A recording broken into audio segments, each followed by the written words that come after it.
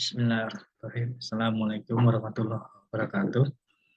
Akan saya dengan klien Anda dari Prodi Akuntansi dengan nomor NIM 29021500125. Di sini saya akan mempresentasikan tugas akhir semester 3 materi akuntansi biaya. Berikut akan saya lampirkan materinya.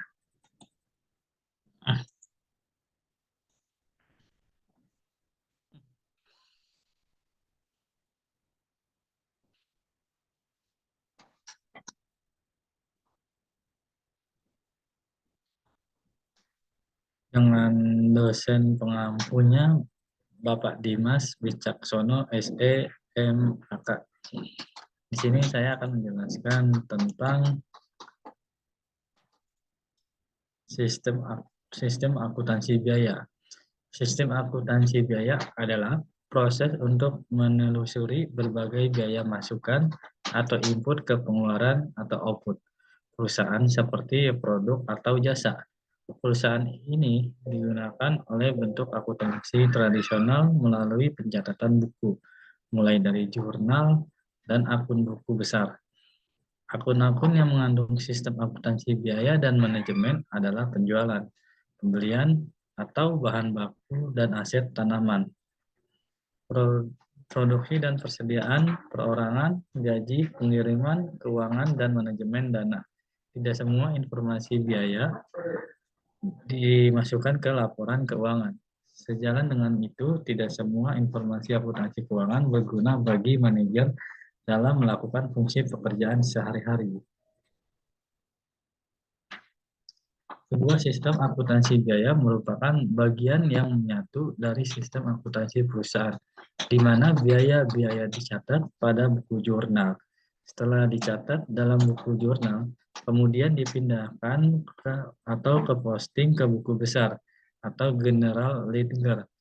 Data biaya biasanya disiapkan oleh seorang akuntan.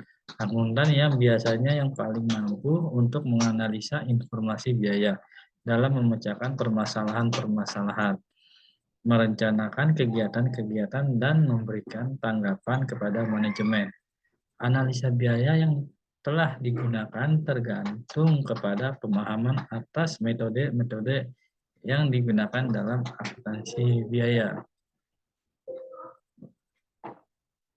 Dapat kita lihat hubungan antara laporan akuntansi keuangan, laporan akuntansi biaya, dan kegiatan perusahaan. Penentuan umum tujuan perusahaan merupakan pembuatan keputusan tingkat yang paling tinggi untuk mencapai tujuan manajer membuat perencanaan. Pembuat perencanaan yang terinci membutuhkan informasi akuntansi. Misalnya pembuatan anggaran, penentuan harga jual dan strategi, pemasaran produk.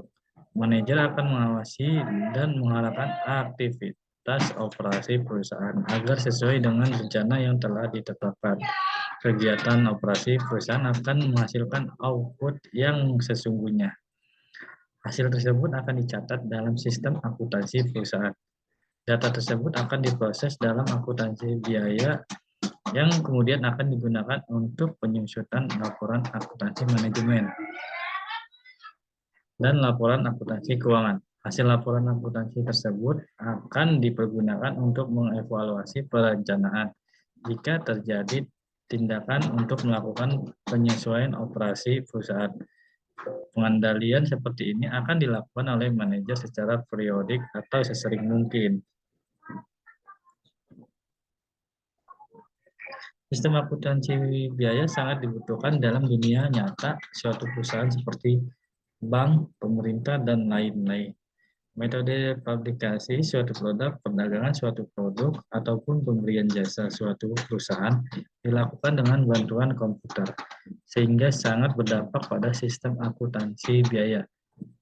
Manfaat sistem akuntansi biaya adalah menyediakan salah satu informasi yang diperlukan oleh manajemen dalam mengelola perusahaan. Biaya-biaya biasanya dilaporkan secara rinci pada kebanyakan laporan-laporan akuntansi yang kebutuhannya inter atau manajemen, dan dilaporkan secara menyeluruh pada laporan-laporan akuntansi untuk kebutuhan eksternal. Laporan biaya biasanya yang paling banyak dan ini digunakan untuk keperluan internal manajemen. Sistem informasi akuntansi. Informasi yang diperoleh dari sistem informasi akuntansi biaya akan berbeda-beda. Oleh karena itu, informasi biaya ini harus dapat dibandingkan dengan pendapatan dari berbagai tindakan alternatif yang akan dipilih oleh manajemen.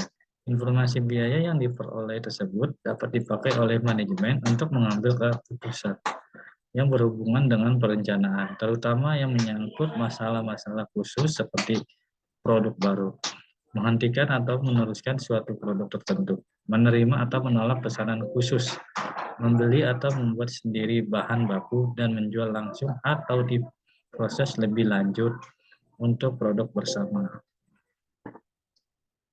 Tujuan dari sistem akuntansi biaya. Yang pertama, memberikan data biaya untuk penentuan laba dan penilaian persediaan. Dan kedua, memberikan informasi yang diperlukan bagi pelaksanaan, pengawasan, kegiatan, dan biaya perusahaan oleh manajemen. Dan yang ketiga, memberikan informasi yang diperlukan untuk perencanaan dan pembuatan keputusan manajemen. Nah, di sini akuntansi biaya versus akuntansi keuangan, perbedaannya. Akuntansi merupakan bahasa bisnis yang menyediakan informasi penting. Bahasa akuntansi didasari atas dua variasi, yaitu akuntansi keuangan dan akuntansi manajemen. Dan akuntansi biaya merupakan yang menjembati akuntansi keuangan dan akuntansi manajemen. Informasi akuntansi dibedakan atas tiga fungsi, yaitu yang pertama, menyediakan informasi untuk pihak eksternal seperti pemegang saham, kreditur, dan pihak-pihak yang berkepentingan. Yang kedua, estimasi biaya produk yang diproduksi dan pelayanan yang disediakan oleh perusahaan. Dan yang ketiga, menyediakan informasi yang berguna untuk manajer internal di mana bertanggung jawab untuk perencanaan, pengendalian, pengambilan keputusan, dan evaluasi kerja. Untuk konsep biaya, biaya adalah suatu pengorbanan sumber ekonomi yang diukur dalam satu uang. Untuk mendapatkan barang atau jasa yang diharapkan akan memberikan keuntungan atau bermanfaat pada saat itu, atau masa yang akan datang. Biaya dapat dibedakan atas biaya atau cost dan beban atau expense. Biaya atau cost adalah pengorbanan sumber ekonomi untuk memperoleh aktiva. Beban atau expense adalah pengorbanan sumber ekonomi yang ditujukan untuk memperoleh pendapatan pada periode di mana beban itu terjadi. Beban atau expense merupakan bagian daripada cost yang digunakan untuk memperoleh pendapatan. Objek biaya adalah sesuatu yang kita inginkan untuk suatu biaya yang diukur. Objek biaya itu dapat berupa produk, aktivitas, proyek, departemen, dan lainnya. Nah, ada juga ini klasifikasi biaya. Setiap perusahaan tanpa melihat sifat kegiatannya, apakah perusahaan atau non-perusahaan selalu mempunyai keterkaitannya dengan biaya. Pada umumnya, jenis biaya, biaya yang timbul atau terjadi, serta mengklarifikasian biaya-biaya ini bergantung pada tipe perusahaan yang bersangkutan. Akuntansi biaya diperlukan pada tipe perusahaan yang satu, sama seperti diperlukan pada tipe perusahaan yang lain.